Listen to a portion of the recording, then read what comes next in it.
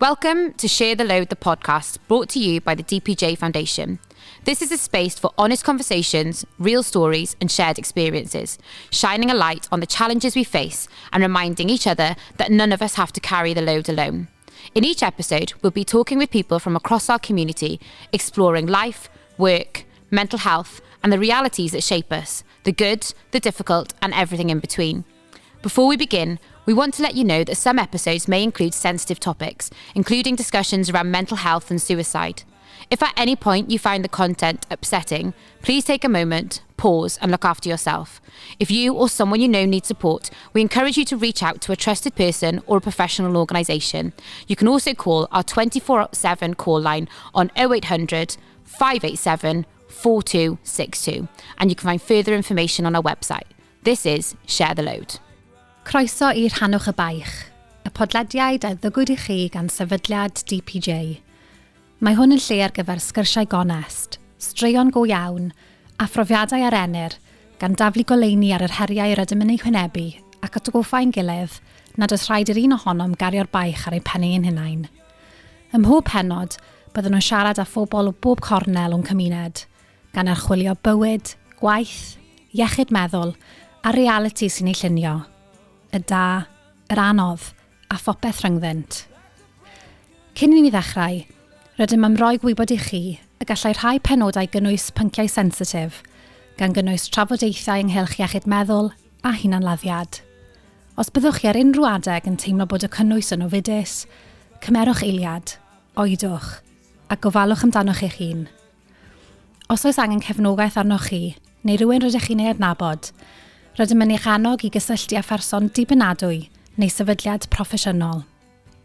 Gallwch hefyd ffonio ein llinell alwadau 24 awr y dydd, 7 diwrnod yr wythnos ar 0800 587 42 62 a dod o hyd I ragor o wybodaeth ar ein gwefan.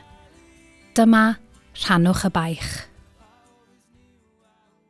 Welcome to episode 2 of our Share the Load podcast. We're delighted to be joined today by Lynda and Gerallt, who have come to talk to us about their experiences following the loss of a child through suicide. So Kate is joining me today as well. And we are going to basically just have a chat, I think, really about your experiences. So can I start with you, Gerallt, if you tell us a little bit about yourself and about where you're from and your kind of story, I suppose. From Llangadog in North East Carmarthenshire and married for nearly 40 years and lost our son Andrew when he was 17 in the 29th of May 2003. Totally unexpected. He took his own life and it was just a case from everything being normal to everything being upside down in a very, very short time and having to deal with not only his loss, but we also had a severely disabled child, Andrew's brother, Howell, who was 5 years younger. And Andrew was a huge part of his care. We looked after him, 24-hour care at home then, and we ran a farm. Yeah. We were milking cows and had 400 sheep, and Andrew was quite active on the farm. And then the one day we were on silage, and he was due to do the buck raking, as he was quite competent at doing, and sent him home to have lunch before we started, and that was the last we saw of him, walking away from us on the field, and found his body the following day. The following day? Yeah, the police and neighbours spent, day and a half looking for him. It was the helicopter, and unfortunately the heat-seeking device wasn't working on the helicopter, and very, very grateful for neighbours. They wouldn't let me. They wouldn't go and look for him. Yeah. And they had mountain rescue and it's something, the scenes was something. And yet we were on the silage and that had to carry on. We had neighbours and somebody came and jumped on the forager and somebody came and helped on the buck rake. But yet it had to be, cows had to be milked. Carry on, yeah, we had to carry on. And unfortunately that's with the farm. And I've seen that on other occasions where, people lose close family members and I now go and see them and I said, look, the cows will have to be fed.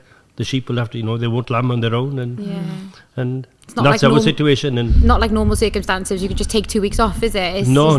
How did you feel then, not being able? You said you were stopped to go look for him. Like, how was that for you at that point? I don't know. It's just that trying to keep everything together, and the police, I don't know, they just rather I stayed on the yard and be at home, and it's probably I wouldn't have wanted to find him. Yeah, it's a close friend that did find him in the end, and he had very good knowledge of the local area, and we had these mountain rescue. We tried telling them where he'd been. They wanted where he'd been in the last few hours, and one of his favourite cow had calved that morning, and we'd fetched the cow and calf in, and of course they said, we told them, and they kept taking, they thought he'd gone back to the field, and no, he hadn't. He'd gone in a different direction, and they found him in a neighbour's field, and he was sat down, and he'd used my gun. Gosh. And took his own life, and he never used a gun in his life. Never shot a cartridge. Yeah. And that was probably the one.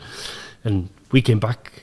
Wife went home. I went to carry on the silage. Jill went home and found that Andrew had taken his overalls off and folded them neatly and left them in such a tidy pile. And we realised then, we thought he'd gone to help a neighbour or somebody wanted help. And this was what to call. Then by about 2-3 o'clock, we realised that something was wrong. And for some reason, I don't know, I went home. I went back to the house and noticed, we realised and noticed the gun had gone.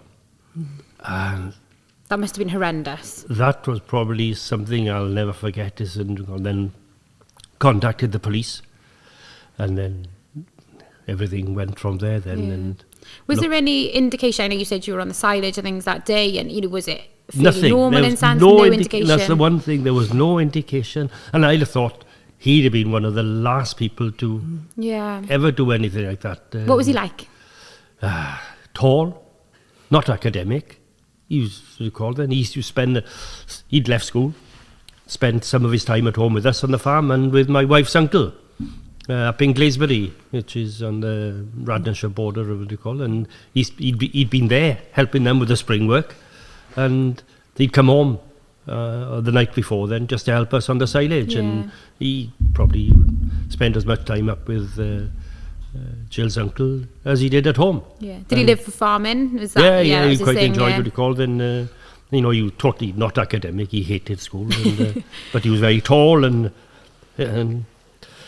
we found a lot more about him after he passed away, and that was a sad thing. Then there'd been hit the village in Llangadog 3 months earlier. I think it was Valentine's Day in February. There'd been a murder and a suicide in the Red Lion in Llangadog, where a local farmer became fixated with the barmaid, and the daughter of the recall, and he was convinced that he was going to end up with her. Then she rejected his advances, and he ended up shooting her and then shooting himself in the pub. And then after Andrew died, we found newspaper cuttings that he'd taken, and some of these journalists print pretty graphic things in papers, and he'd cut those out, and he'd written things about that, and we never had he never said anything about it. Good God. But he had, and that was what it called. And probably the one thing, Andrew's inquest was in Llanelli, and it was determined as an open verdict. Okay. Because for some reason the police decided they couldn't rule out that anybody else was involved in his death. I've got no doubt that there wasn't. There was no evidence that there wasn't, but it was an open verdict. And there were reporters there, and I told the reporters, please be careful what you write. Please be careful. And there's only in the newspapers, local papers, there were only a few words, a few short words then that you call them, because we were told by our local vicar, Mike Cottam, the biggest killer of young people, by far, and I hadn't realised that, by far, not road traffic accidents, was taking their own lives. And his friends were coming to see us. Simon was in school with Andrew, and he went home and he told his mother, Mum, you're going to have to take me to see these people. And And he came down and he couldn't speak. He was in floods of tears. I can remember it. He sat across the table and known Simon from when they grew up together, and he was in tears. And I told his brother then, you know, look after him because it affects people in different ways. Yeah. You know, and it's the ones that don't talk about it are the worst. Yeah. You know, that you call them. With other friends coming to see us, and they were quite open. They would talk about him when he was in school. Yeah. But Simon was distraught. Yeah. And he'd be the last person I thought that would have reacted like that. Yeah, yeah. And that's our situation. Yeah. Well, That must have been really difficult at the inquest. Oh, to see this. To kind of have that, because obviously you've got this idea, you know what happened, Yeah. and then to be told then actually it was recorded in a different way, you know, that's... It was recorded as an open verdict, and I asked the deputy coroner was then, and I said, you know, are you sure? And she said that the advice she'd been given, and in that case, then they probably should have looked into it a bit more. Yeah, realistically, It wouldn't have changed the outcome. No. You know, that is the one thing. I was speaking to Lynda earlier.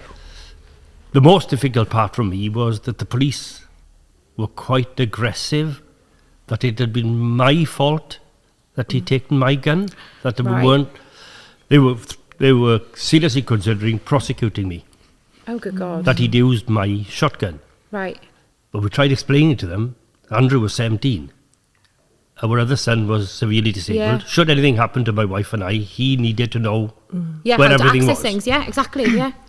He'd never used a shotgun in his life, but he No. knew where everything in the house was. Should anything happen to us, Yeah. there was documents or whatever, he knew where everything was. And the same thing, we've got 2 other children, and they know. Yeah, You know, yeah.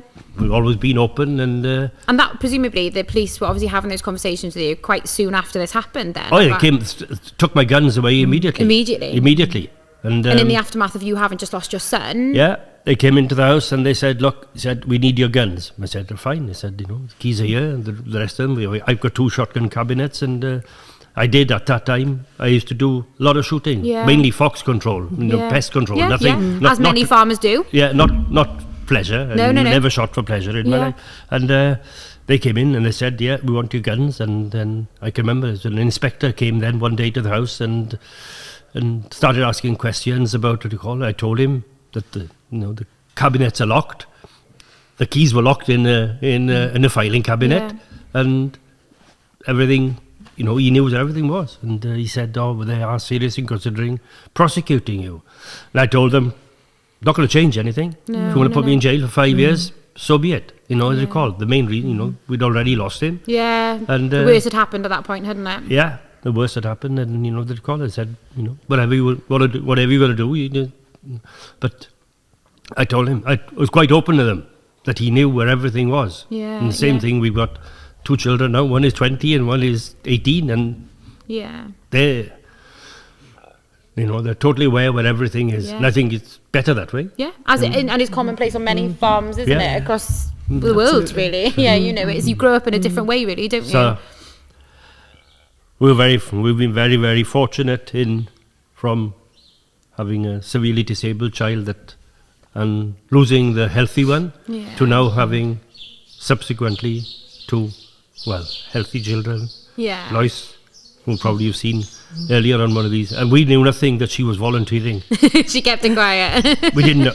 She then, we got a calendar up on the fridge, and then we saw the thing, this DPJ training, and I thought, never asked, never said anything, Yeah. and no idea why she's done it, but whether history Yeah. has affected what she's, or influenced what she's done, but quite pleased that she is doing it, because, So are we.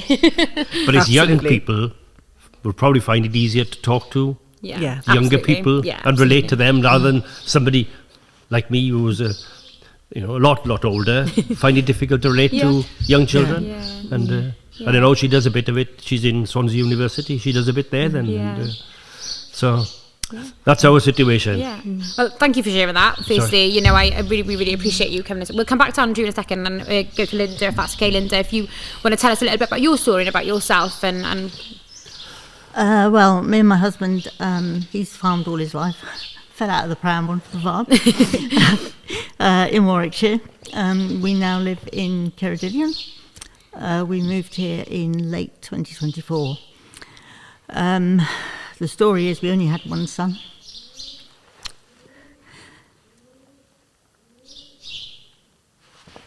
Okay, take your time, it's okay. A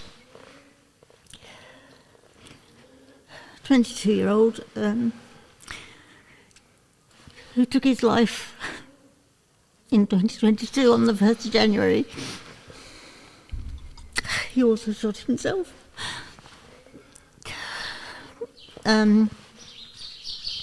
Totally unexpected, an absolute bolt from the blue. He was farming through and through. Went to Harper Adams, did a degree in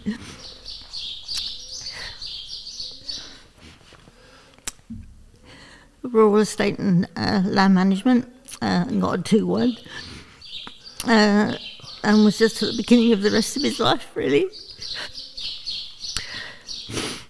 What was We were Len working. like? I was hoping you weren't going to ask me Oh, that. sorry. That's the We one don't have to thing talk about that. You talk about it, and obviously he did so well in Harper, and he's done amazing. You know, he was larger than life most of the time. Yeah. Our only son, our best friend, loved life. He only ever wanted to go to Harper. That was it. That was his goal. He wouldn't entertain going anywhere else. That was what he was going to do. But he was a very caring soul. He was there for everybody. And like you, we heard lots more about him after we lost him.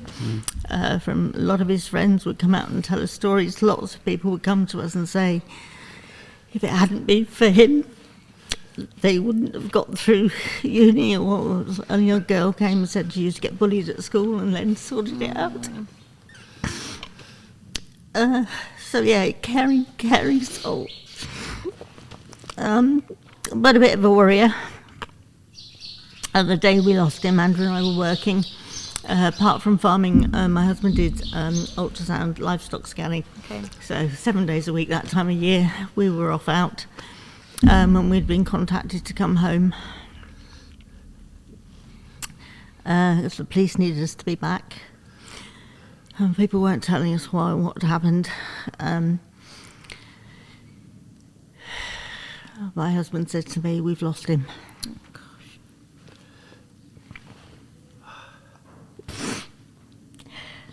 So we drove home and the police were there.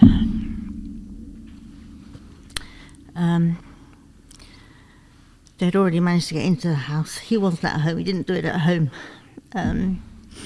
But I, at that point, hadn't been told anything. Okay. I still don't know to this day why, but we walked into our living room and the police had got the cartridges out and laid them all across the floor. And his cartridge bag. Why they couldn't get out the cartridges and find out how many were missing. So I don't know to this day. I don't know why they did that. And they talked to us for quite a while. 3 of them were there, left, walked out, and that was it. No support, no nothing, no contact after that point. And we had to keep requesting and asking. I think it was about 6 months later that we got his personal possessions back from his car. A total shock. And the only thing, and it's the thing that worries me most about youngsters really in this day and age, is it's the ones you don't know about, you don't realise they're struggling. He was a worrier. There were a few things in the previous 6 months, unrelated things which had happened to him, which were bugging him. And then that night he'd been to a New Year's Eve party, come home in the small hours, and we'd talked to him. And then he said, "I'm going out, Mum." He said, "Someone's just sent me a message. You're still up, Len, will you come and pick us up? They were at a different party." And I said, "Oh, you don't have to, don't go." And he said, "It's all right, Mum, not been drinking much, I'm all right."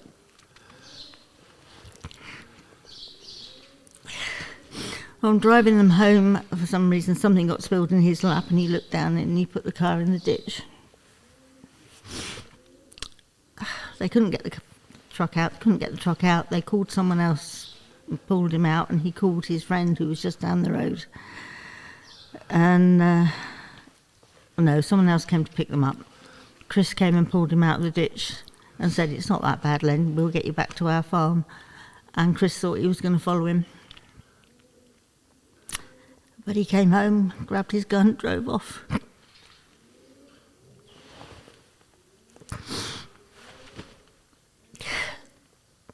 And I truly believe it was just something that just his brain just thought, "I've got to stop these things happening." Do you think it was a kind of very quick decision at that point? It wasn't something I that just think kind of he instantly, he just couldn't see anything else. Yeah, I couldn't see the wood through the trees, really. Because that's just, yeah, he was a warrior and he worried about other people, but he was happy and he was successful and he was intelligent and he, you know, and all of those things. But also he knew of other people who had taken their lives, and somebody relatively recently and someone back in the summer. And he used to talk to me and Andrew about it and say, and I can still see him saying it now. Mummy said, "I can't understand how anyone can get to that point and not see another way." And at the end of the day, late teens, early 20s, young lads are still developing a lot of their... I think, am I right in saying, I think that, you know, that they say that young men brains are still developing, aren't they, until about the age of 25, aren't they? And it's kind of those, you know, those decisions that kind of all of a sudden are there in front of them. You know, they haven't, essentially, their brains aren't developed enough to be able to make, you know, the sensible decision at that point, is it? No, I don't think he did. As I said to you earlier, if he was here today, he'd say I didn't do it. No, I know. Yeah. No, I never thought that Andrew would ever contemplate doing such a thing. And you know, it's just these things happen, and unfortunately, it's the people that are left behind that have got the questions that they remain unanswered. You know, we're 23 years down the line from when it happened, and like you know, yours is pretty raw and pretty recent compared to, but it doesn't mean that we don't think, you know, what could have been and what we could have done differently. And you know, but good friend of mine. Well, we've become very good friends since. Told me that, you know, he was one of these people. He's quite plain. He said, "Look, boy," he said, "boy." He used to call me boy, although he's a lot younger than I am. "Listen, boy," he said, "this will consume you. If you carry on, this will end up consuming you. You're going to have to try and deal with it." And that's probably one of the best things you could. But having a farm and having cows to milk. My wife has worked in childcare for 40-something years. And she went back to work. The funeral was on a Saturday. She went back to work on the Monday. And everybody was telling us, you know, "Well, you know, what on earth are you doing back in work?" And she said, "Well, what am I going to do at home?" Which, you know, it's all you do is sit and dwell. And probably from keeping busy, but like you, no support. You know, these welfare officers, the police supposedly get involved. Nothing. I don't know if you were told, very sort of similar circumstance. I know you mentioned about the police, both of you, very similar circumstances myself, where it was essentially off you go and left to my own devices. And I remember just feeling completely lost as to know what to do next. You know, it's not normal in the sense of kind of how something takes place when somebody's been ill and whatever else have you. And I just remember just feeling this just really annoyed about the fact that if it would have been a car accident, I would have had a police officer with me by my side for the remaining days until I needed it. Whereas because he'd chosen to do this, which is what was in their eyes, off you go. And there was no concern to the fact that I drove away from where he was found on my own, you know, half an hour drive home, and it was just left. And, you know, that's really concerning. We've all experienced that, isn't it? You know, what more do you think needs to be done in that sense? And what would you like to have seen at that point? You know, in that time straight after, you know, I know you described the police laying the car. I can't even imagine how that must have been with having them just laid that out in front of you. And there was no explanation. They said, "Oh, it's all right, we've put these here." And I said, "That's not all right." No, and it's your home. Yeah. Yeah. It's like an invasion of What did they think your they privacy. were? I mean, I just can't get my head around that. But, you know, I just assumed when they left, because they were, I don't remember how long they were there for, and some Lynn's friends turned up, and I assumed they would have left a card or a contact card or something, and there was just nothing, and you just think, well, it's when just for the first, I was probably about 2 days later, because obviously the first couple of days it's just you're just surviving, but you just think, well, that's to my mind is just so completely wrong. And I've brought the subject up in with some NHS conference I was asked to take part in, and afterwards I spoke to the lady and said what happened, and she said it should have been automatic that as a result of what happened you should have had support, and I'll get someone to be in touch. Well, I'm still waiting 4 years later, you know, and I just think the system, I don't think the system's broken. I don't think the system was ever there in place. No. And it should be. Yeah, I think, you know, obviously, you know, you work really closely now, don't you, with teams in sort of areas, in quite pockets though, isn't it, in Wales? Very much so. Do you want to explain a little bit more about what kind of you do as part of that now? Because I know that I remember hearing Kate tell me about what this project was and thinking, oh my God, I wish I would have had that, because it would have made such a difference, you know. Yeah, well, this was all driven really by Emma speaking about the support or lack of that she had after Daniel died, and feeling that just wasn't right. It's not right that somebody's life has just been devastated and they're left to essentially find their own way forward and navigate a system and processes that nobody's ever expecting to have to learn or understand, you know, things like inquests and that sort of thing. So we started doing some work initially in Powys called postvention. So it was working with the health board there, and we still do this work, which is offering proactive help to people who are bereaved by suspected suicide. We still haven't got it right. The process is still not right, but it's certainly a damn sight better than it was about 4 years ago, 5 years ago. So what that looks like is actively reaching out to people who have been identified as affected by a death. And that would usually be quite obviously family, so parents, siblings, partners, if they've been identified, and friends sometimes, but also those people who maybe have discovered somebody who's died by suicide. I remember when we first started doing it, and this was before there was a process or a system in place. And one of our volunteers had contacted. It was a bank holiday weekend, and I remember. I think we might have been coming down to see you down here, and one of our volunteers had said there's been a death in our community, you know, young farmers community, and it's a young man, and we believe a suicide.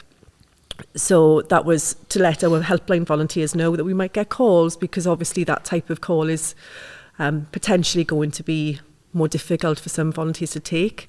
And then the next thing was, can you give some advice to the school where this person was a former pupil and their siblings attend the school. And then it was, can you provide some support to young farmers? So I went away and did a lot of research, actually, if I'm honest. I didn't know what I was doing. I had no idea what I was doing. I was absolutely pooping myself. I remember that going to that, thinking I'm really out of my depth here. Who am I to talk about this? What do I know about this? And we went to the school. I'd prepared a presentation.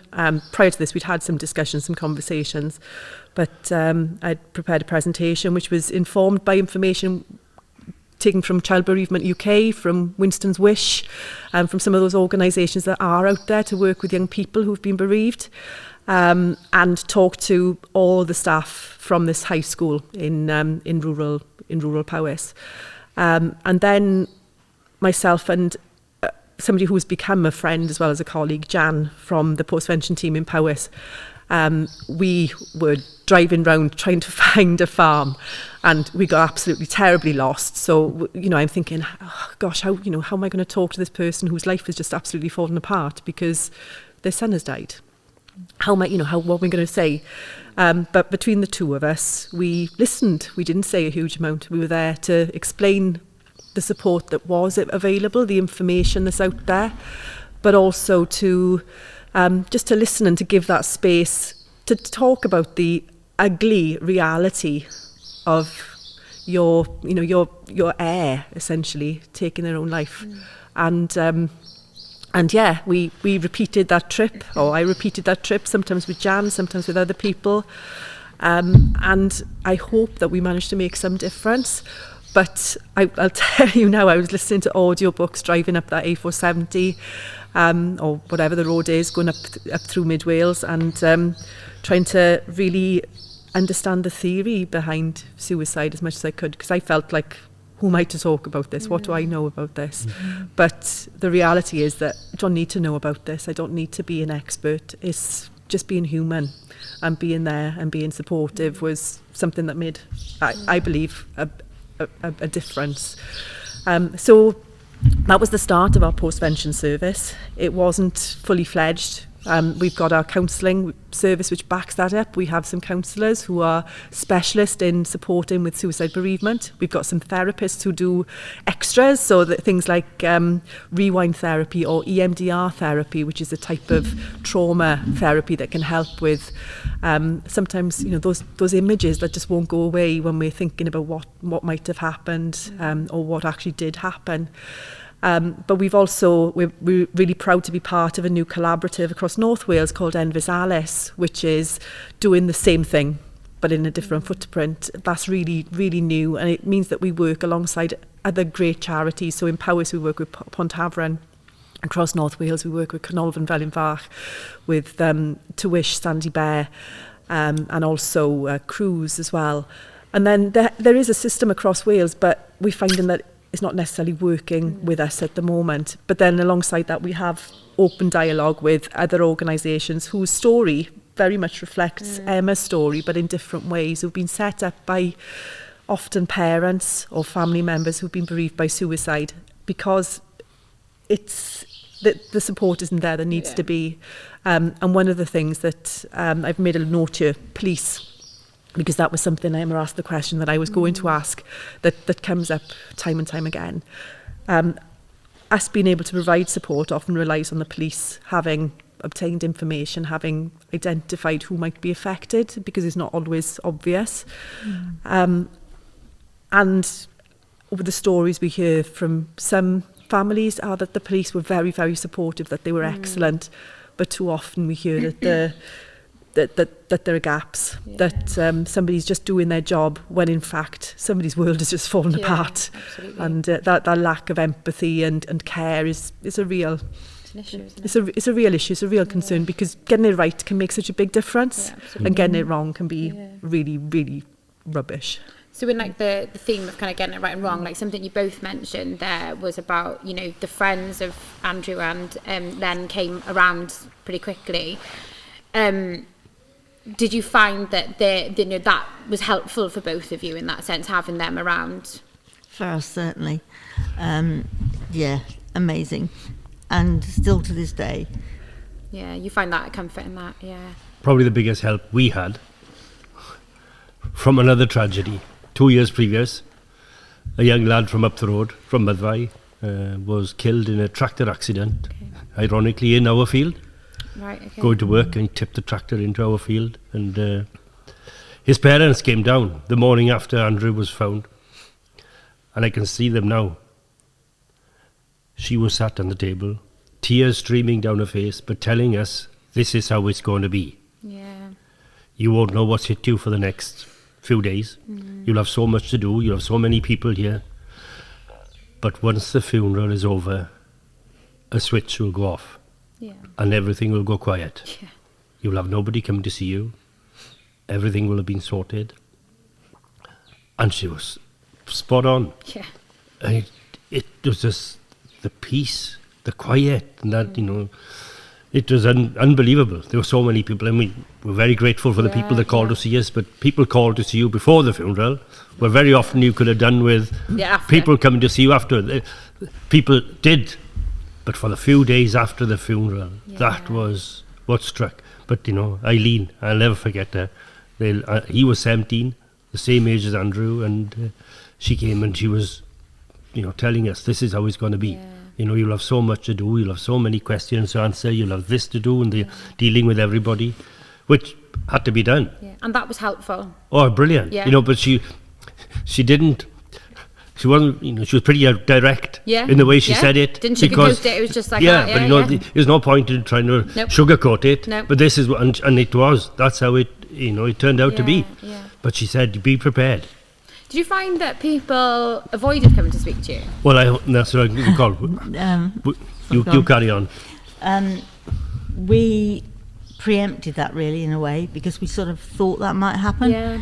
So we actually put a note together which we put up in the local shop and the local garage and the local parish magazine saying, come see us talk. Yeah. So we wanted to just... Because a lot of people, I don't think they mean to be harsh or cruel. No. They just don't know what to say.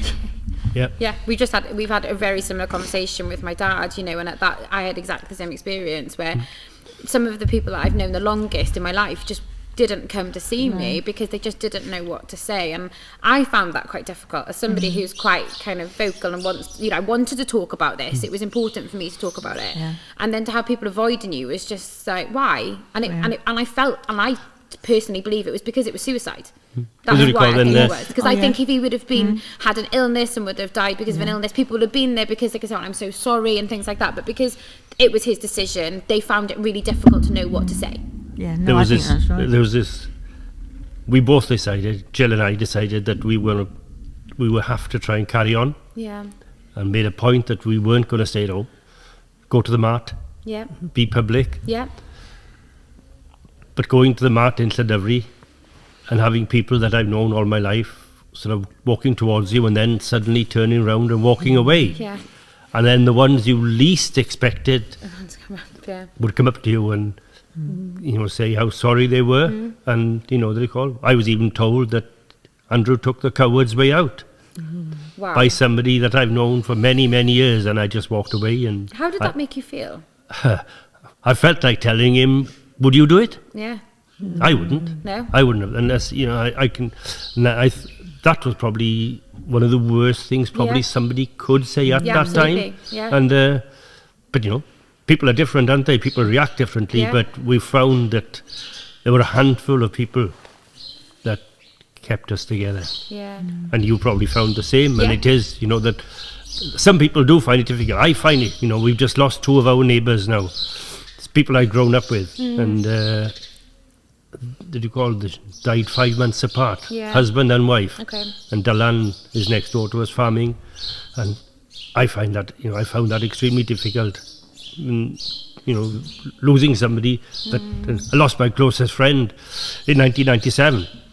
He took his own life. Right. Okay. And I never have thought that he'd done it, but he had issues, and I had to go and see him, and I was like the whole community to her. And but that probably seeing how his family dealt with it. Yeah. His mother is still alive. His mother, went to see his mother the other day, and she's now 88. Yeah. I'll make a point of going to see her many times a year, and she had to deal with what we had to deal with. Yeah. And probably it's people that have been through it are the ones probably that understand, although the circumstances very often are different. But there are so many similarities between your story and my own story. The similarities are almost a little bit frightening. Yeah. And I remember speaking to somebody, very early on after Dan passed away, and I really struggled in the sense because so they told me to go to these bereavement groups, okay, and I was 27 when this happened, and so they sent me to this bereavement group, and no disrespect to anybody, but they were all a lot older than I was, and they'd lost a lot of them had lost their partners or family members due to illnesses. Yeah. And there was this immense sadness that they felt underlying, but I was feeling really different feelings. Yeah. I was sad some days, but I was really angry, and I was really upset, and I was annoyed, and I was frustrated, and it was just huge amount of these kind of other emotions they just didn't get it. And then I spoke to this woman who I'm still in contact with now, and she'd lost her husband, and I was like, I don't know you, but I've got more of a connection with you than, you know, anybody, because she just got it. And it sort of described it as being part of a really crap club. And only if you're part of this really crap club do you get it, because once you've been through it, you're exactly right in what you say, is that you understand how that feels. What would have helped you in those kind of immediate days afterwards? You know, like we talk about people, you know, like I mentioned, that people don't know what to say and don't know what to do. You know, what would have helped you at that point, if there's anything that you didn't have, or what did really help? Well, what really helped us was the youngsters that came to see us. Just, yeah, obviously, and the other one was my brother, because he did all of the real stuff you really have to do, and took that off your shoulders for you. Yeah, absolutely, because that's another element to it as well, isn't it? It's like, it's not, you're grieving this person, and then on top of that you've got all of these things you have to do. Yeah, they you know, they have and I didn't even know, I don't know about you, but I didn't know what they were. So I remember having advice off you know, the minister, who was like, we need to do this next, and then the funeral director was like, then you need to do that, because you just don't know. But we had to call then, ironically, the chap who built our house was also the undertaker that dealt with Andrew's funeral. Right. And we more, you know, he was more of a kind of thing. Yeah. They wanted us to go and identify his body. I don't know how we didn't, in the end, have to do it. I think that would have been particularly difficult. Yeah. And Brian, the undertaker, convinced them in the end. He said, look, I've known this boy since that's him. Yeah. And we didn't. But probably what would have helped us was the police could have been a little bit more helpful in terms of, like, this is what's going to happen now. The coroner's officer was probably the best person of all we dealt with, because he's got a difficult job. You know, he has they've got an investigation that they have to conduct. But one or two of the police officers, when they said that they were seriously considering prosecuting me, you know, that could have been dealt with at a later stage. Absolutely. Taking my guns. Yeah, fine. Yeah, no problem with that. I handed them over. I did ask them back in the end, and they were returned. Apart from the gun that he used, didn't really want that back. No. And but it's just that they could have been a little bit more human. Yeah, in the way they call it. I'm not criticising them. But probably, you know, it's not easy for them. No. You know, they're pretty impersonal, but the officer that came to tell me that they'd found his body, along with one of my neighbours, was somebody I did know. And, you know, the concern and the empathy that he showed, you know, was real. Yeah. But some of them were it was really impersonal. That it's part of the problem as well with, I suppose, living where we, you know, and the communities that we live in, you know, these rural communities. I was in the same position as you. The police officers that dealt with this, they all went to school with Dan. They knew him well, you know, and that was really difficult. And I remember really weirdly at one point feeling really sorry for them. And I remember with all this going on in my head, I was like, oh gosh, they've had to deal with this, and it was awful. And I felt awful that they were going through that as well, you know, and it was really difficult. But I think that practical advice and information in the first instance, and like you said, that human element is really important, isn't it? I'll give you one example. The coroner's officer, I can remember him, look, he said, we need your permission to release his name, the press, you know, they're aware that there's an incident, can we release his name? I said, it's already the police. Some of the police had already released his name, and that's they admitted that I have no problem. It was a fact that wasn't going to change. But you know, some of them had already released. It was taken out of your control, wasn't it? Really. You know, but I can understand fully that he needed my permission or our permission then to release his name to record it. But it was already in the domain and on record then. And we could have changed a lot of things if we look back, couldn't we? But, you know, but our vicar, Mike Cottam said you can change most things in life, replace most things in life, except life itself. And that's such a huge statement, but so true. And How has your mental health been affected following that? If you're happy to talk about that. You know, I know that mine has kind of gone through peaks and troughs essentially, but I'm far more aware of my mental well-being, I suppose. How are you? I think for us, the saving grace was what we did, but we didn't touch on. But I said the day after we lost him, we've got to do something, because it was so unexpected. I didn't know what, no idea. My brother said, "Well, you're going to set up a charity?" I said, "I don't know. We have to do something." And it just became very, very important to us to get the message across to youngsters that they've got to talk to each other and look after each other and think about how they're feeling. And so we set up a tribute site and started to raise money for charities, but ended up just talking a lot and doing lots of events to raise money, but raising as much as we could to youngsters the importance of it's all right not to be all right, but often you don't know when someone's not all right, and they might not know they're not all right. Yeah, absolutely, yeah. So we've from starting just little ideas, we've now, 4 years on,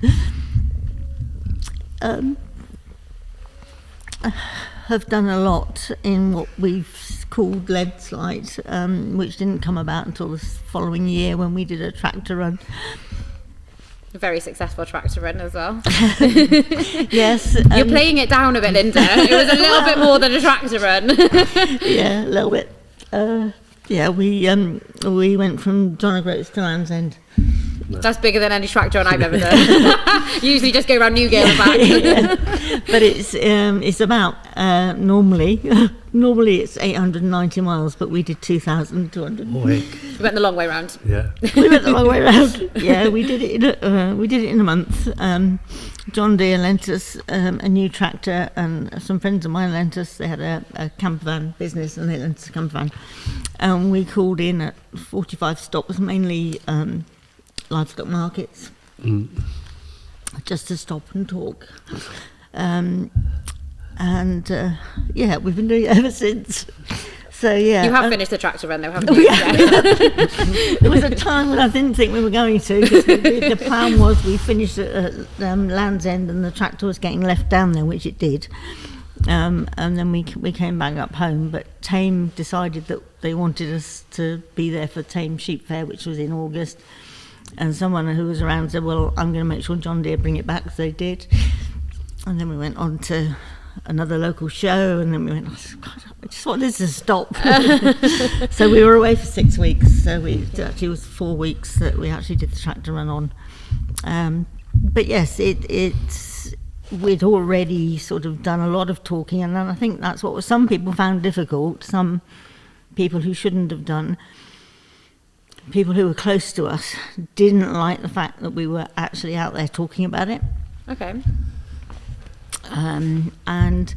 But we felt it was something that we just had to do. And mostly the youngsters, the young farmers, and a lot of other people are still supporting us today. Mm-hmm. The one thing that we decided after a few weeks to try and have more children. I mean, it was a big decision, meaning because our second son had severe disabilities, the chances of having another one was greatly increased. Mm-hmm. So it wasn't going to be that straightforward. But I, at that time of Andrew's death, was very involved in the community. I've been a community councillor for about 17 years. I've been a school governor on 2 occasions. I was a treasurer of an organisation. I became chairman of the rugby club when my close friend Carwyn passed away.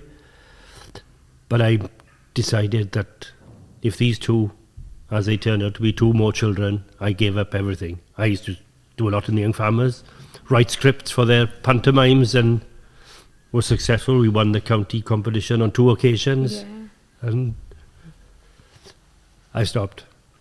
That's probably the one thing I found difficult was writing. I've written few things, comical verses for people, songs and stuff since, but to write a pantomime took weeks.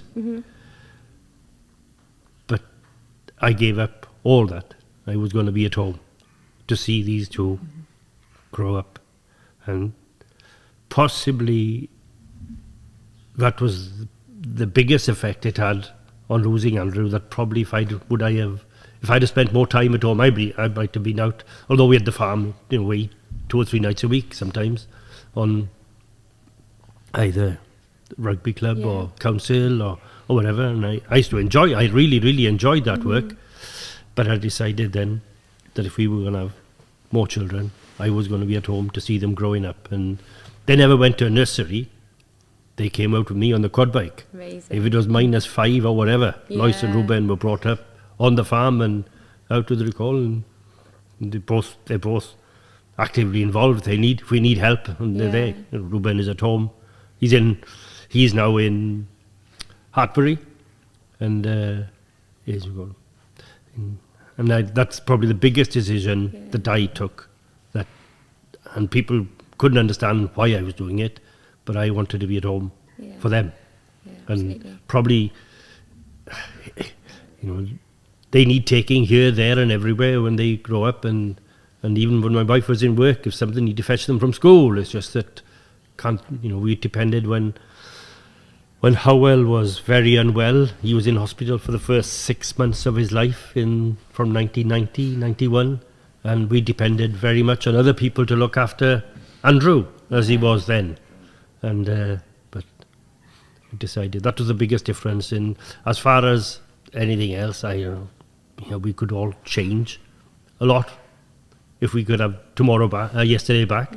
But we don't have that option, do we?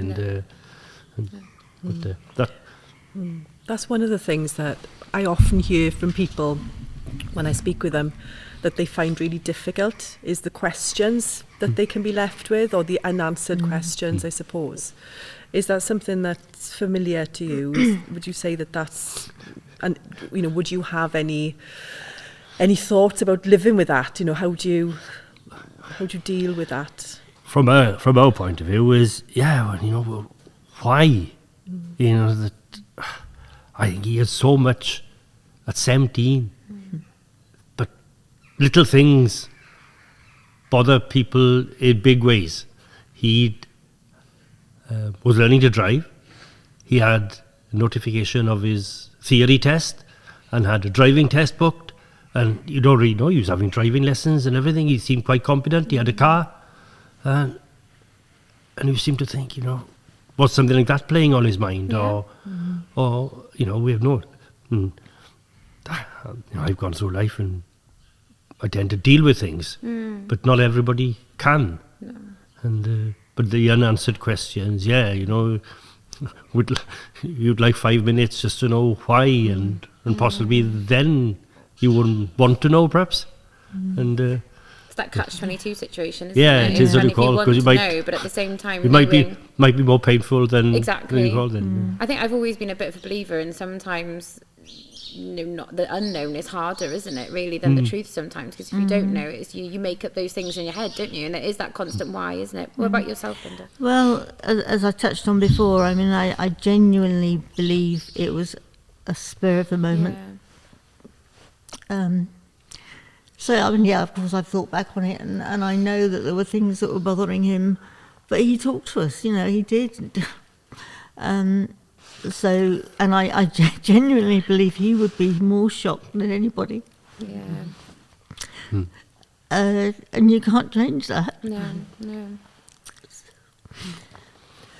One of the things you've done, Lynda, as part of the Lens Light campaign, is create 5-a-day cards. Can you talk a little bit about them? Explain what they are, and because they touch upon what the whole intention of Lens Light is. Yes, so My husband's the ideas person, and I'm the one who ends up putting it into practice mostly. But so quite soon on, he was mulling things over and saying, and there's a 5 a day, what everybody should eat, fruit and veg, 5 a day. He said, but there's nothing out there about mental health and what people should do to help look after themselves. So he wrote down, and I haven't got one in my pocket, and I should have always, to actually say what they are. But it's basically 5 things you should consider on a daily basis of how you are, how you're feeling. Is there somebody out there that you haven't spoken to for a while, and you have to just pick the phone up and talk to them? Well, rubbish, I should be able to just rattle them all off, and I can't. Not at all. But one of the last ones is if you find yourself in a unexpected situation, make the right choice. Yeah. Anyway, so it's a little credit card. It's the same size as a credit card. It's got those 5 points written on it, and on the flip side, there's helplines of yourself is on there now. Yeah. Of who you can contact, and it's just a card that we thought if it's in anyone's wallet and they just glance at it sometimes, or if they've got a friend who they think is struggling, just hand it to them, and it's that information is right there with them. So we've had probably 30,000 of them produced now. I think might be more than that. So our intention was to get them out to all young farmers if we could, and we did get them out to quite a lot, and we still get contacted now, and they still get out, and they're out there. Yeah. That's amazing. And I think, what's been really clear from this conversation is, Len's like with yourself and obviously DPJ and myself, and, you mentioned about how your outlook changed with when Lois and Ruben came along and how you changed that. Do you think that what happened to you has changed your outlook on life and how you perhaps either live your life or things like, has it changed anything, Lynda? Completely, yeah. And our life is just completely different. You're now a goat farmer. Well, yes. That's and the funny thing about that is he hated goats. Oh, so he's looking down at us thinking, what the hell are you doing? I think it'd be stronger than that, Emma. But I said to Andrew the other day, because they're real characters, they're boar goats, so they're quite large for meat breeding, and they're real characters. And I said to Andrew, I said, you know what, I think even he would like these. Yeah. And he said, yeah, but he wouldn't admit it. No, he wouldn't admit it, no. But you said your outlook on life has changed. Oh, then. Completely, because we were both, it used to drive him mad. Me and Andrew were both quite quiet, quite shy people, didn't go out, didn't go partying. He was an absolute party animal. So we used to drive him mad, that we just kept quiet, we just went out by ourselves. Yeah. And now we're, putting yourself out there. Sorry? And you're getting yourself out there a bit. Well, now. a bit. Yeah. Out there all the time and talking, and Andrew talking to a room full of people. He's much more the talker than I am. And, interviews, videos, tractor road, podcasts. Life is just completely different. Yeah. And we would never have expected to be where we are. Would never wanted. None of us would want to be in this club. But we just felt we'd got to spin it. Yeah. And like you mentioned something similar earlier on, didn't you? And the advice that you were given is you've got, biggest difference we found is that I look at life now that I live for them. Yeah. For my children. Yeah. Whereas before, probably when, what was I be? A lot younger when Andrew passed away. But now, 20 years on, 23 years on, I'm far more concerned for them than I was. Probably that's a different outlook that, whatever I do now, I think of them. And we've been very, I was told by a close friend that from misfortune, we've been very fortunate from losing one probably to gaining two. Yeah. And isn't it awful that it takes something so horrendous though to make you kind of change your outlook on life? And to look at what it was like before his death to what it was like 5 years later. I mean, the one thing I will say is how quiet the house becomes when something like this happens. You know, in the weeks after, you know, farming can be quite isolated anyway. But when you're at home, sitting in the house, having lunch, and there's nothing, unless you turn the telly on or turn the radio on, there is nothing. And in a very short time, the house, from being very, very quiet, became very, very noisy. Yeah. And 2 young people growing up. But yet again, I'll go back to these handful of friends. Yeah. You know, and they know who they are. Yeah. And, you know, they just, if they're on the phone for 5 minutes or half an hour or whatever, and the people that, however difficult it is to talk, that do come up, and that probably is more important than anything. Yeah. And the people that turn their backs and walk away, that hurt. It hurts, doesn't it? That hurts. Yeah. And Because it feels personal. yeah, you know, and I can understand fully. I mean, I find it difficult going to see people now. Lost a neighbour of ours, and, you know, we'd grown up together, and I went to see his 2 boys have taken over the farm, and I went to see them, and I couldn't believe that, you know, he passed away through ill health then, but he died very suddenly. And I went to see those boys, and I still speak to them now, and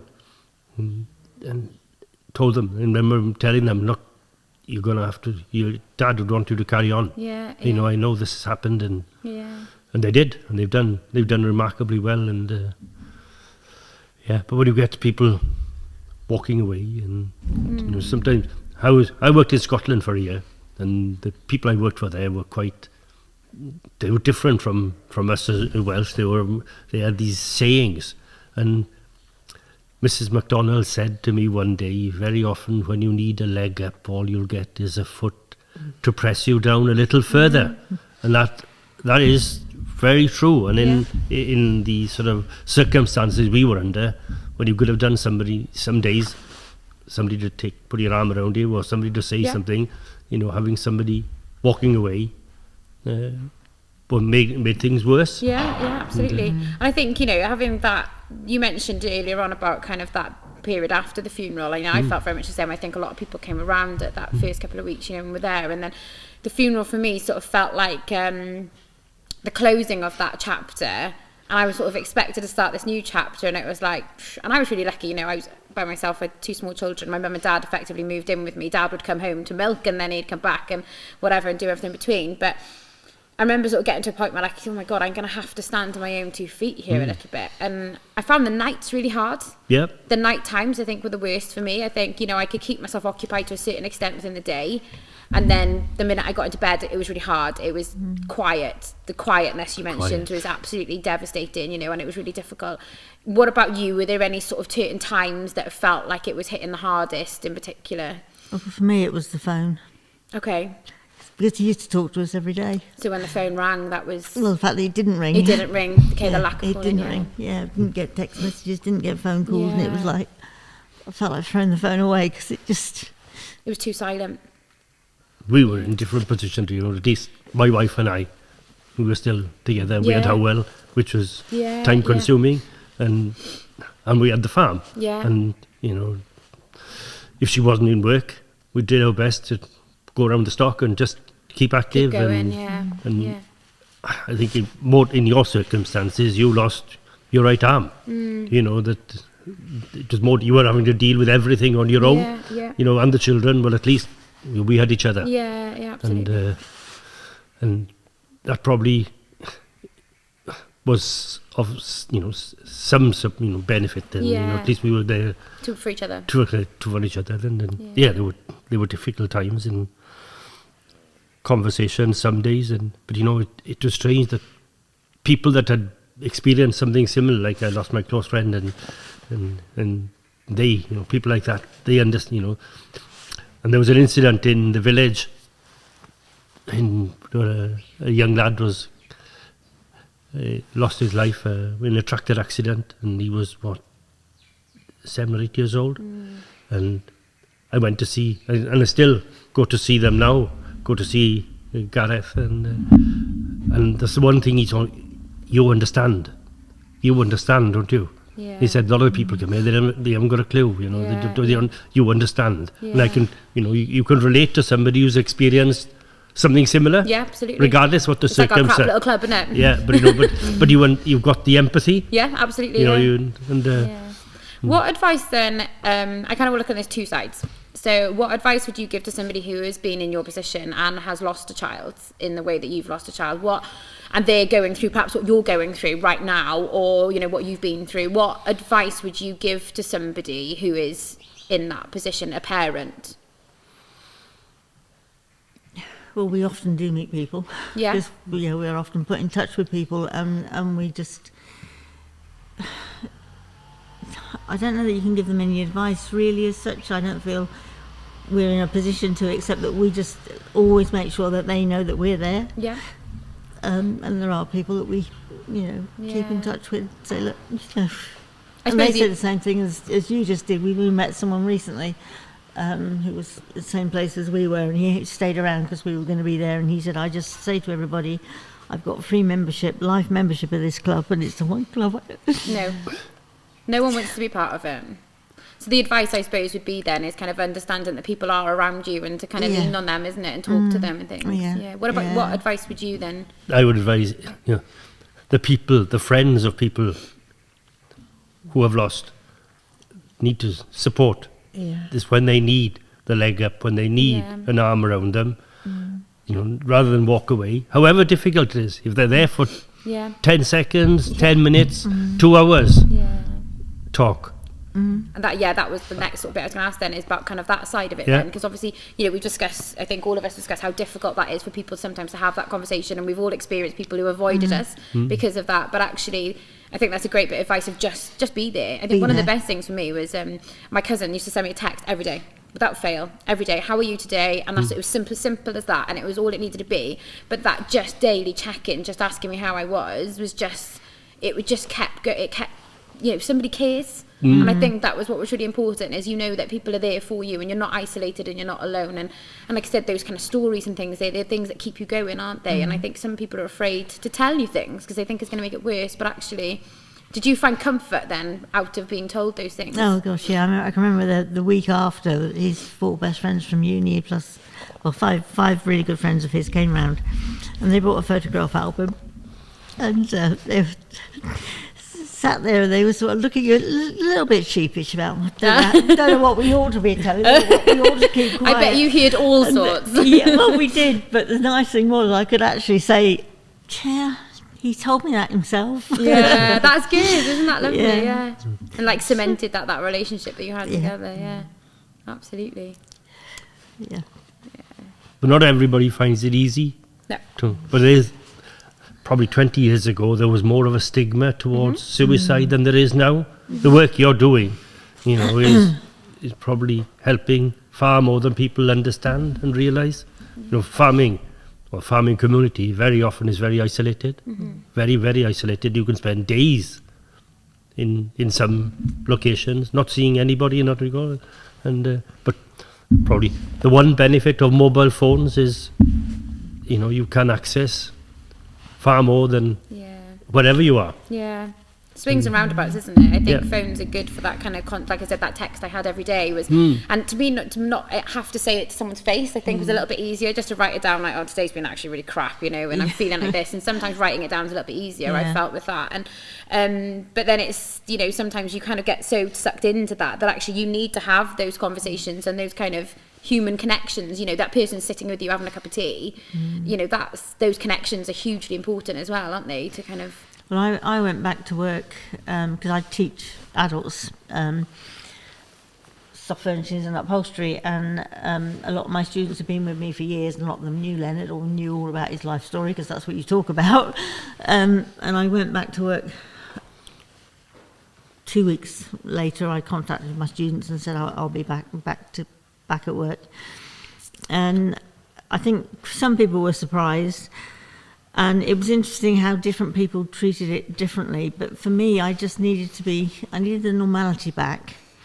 But I needed just to be able to not talk about him constantly, but when there were sort of just natural conversations come up about their grandchildren or their this or their that, and when Lynda did this, it was, and it just made it all right for me to be able to talk to them about him, but also all right for them to know that you were happy to talk about it. Yeah. It was something it you wanted to talk about. What was happening? It was just about that. I would still have the same sort of conversations about, he used to do such and such. Yeah. You know. We did that when we went for a walk. Well, it wasn't recently. It was a lot warmer than what it is right now currently. It's freezing. But we went for a walk in preparation for our trip to Machu Picchu. And as we were walking along, my daughter joined us.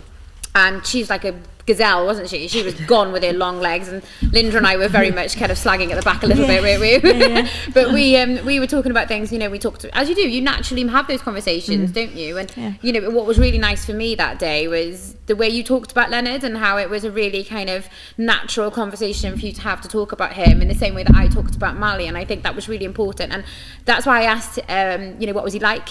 Because I think, it is really important to look back at those times of, it's really easy to focus on what happened and that final moment. And me, I didn't want ever that to be a defining thing. There was so much more before that. Andrew was a person, Len was a person, there was a real person involved in this. It wasn't just what happened to them. No. It's keeping that person before that point alive and what they were like. And there was many years, 17 and 22 years and before that point where they were just them, wasn't it? And it's something that I don't talk about now is what actually happened, and today's the first time that. Yeah. And I remember somebody down in Cornwall actually joined the tractor run, and we'd been interviewed, and the interview was over, and then whoever had been interviewing us, we carried on talking afterwards, and various conversation. It sort of went back, and he said, "Do you mind if I just record this again?" And I said, "Absolutely not. You're not doing it." I said, "It's not right. It's not part of what we're doing with the tractor run. It's not what we're trying to get out of there." That was something very private and personal. Yeah, absolutely. What we've concentrated on in the last 4 years is what we want, the positive side of it, if you like. Yeah. But we talk about it all the time, Yeah. Can you see it? Yeah. Yeah, most definitely. Well, I can't thank you both enough, really, for kind of opening up to us a little bit. It's I appreciate, from my own experience, it's a difficult thing to talk about, but it's also a really important thing to talk about, because although there's the four of us sat here and the three of us having very similar experiences, there are a huge amount of people out there, aren't there, Kate, that are experiencing that loss and loss of a child, as well. And so I really hope that, the discussion we've had today will help other people perhaps who are in your situation to know how they can kind of go forward, but also help other people who are, have friends or family members or in the community who've had a loss, and how they can, best support people around them. So I really appreciate you opening up and talking to us today, and I can't thank you enough, really. Was there anything else you wanted to touch on, or? No, the only thing that I'd just like to ask is, we're going to be closing every podcast with the same question. So this is slightly... Don't panic. Off topic. Lynda looks terrified already. We know that managing stress is really important as part of life. It's something that we encounter all the time. And we've all got little tools that we use without even thinking about it. So a final question for both of you is, if we've got a bucket that picks up our stress, how do you empty that bucket? What do you do that turns on the taps to make things a little bit better for you? So, Lynda, do you want to go first? I read.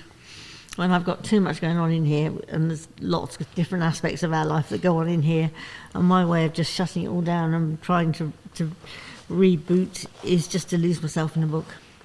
Are you still doing your cave woman training? Is it the cave woman? Cave girl training. Cave girl training, yes. So, and sort of now that with Machu Picchu looming, I'm thinking, oh my God, I've got to get fit.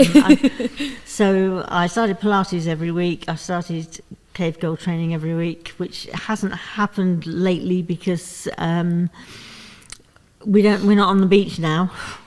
So we go in Cardigan, one of the car parks in Cardigan. It's not quite the same. No, it doesn't have the same effect. Because you were going in the sea, weren't you? Exactly. Yeah, and that's like the bit for it, isn't it? Exactly, that's the best bit. But the car park keeps getting flooded, and then it's been nice. So it hasn't. We were supposed to start back after Christmas last Tuesday, and it hadn't. So next Tuesday it should be back to cave girl training. But yes, and that's something I shall continue with. So, because of Machu Picchu and because of having to do all of that, I've actually met a lot of different people and done other things which I wouldn't have done otherwise. So that's brilliant, and that's emptying your bucket. Absolutely. Except when you go for a walk with me and I don't stop talking the whole No, way. it's fine. That was emptying my bucket as well. Yeah, and then we That's ended up fine. going in the sea at the end of our walk, didn't we? Although I Oh, it was mortified my brilliant. 13-year-old by going in the sea in my underwear. She was horrified, wasn't she? She sat on the beach going, "Oh my God, I can't No, believe she's there." we didn't exist. No, we were she not just there. stayed well away from us, and she just threw the towel at me, disgusted. What about yourself? What empties your bucket? I don't know. I think probably doing so much public work, you put yourself under Yeah. pressure.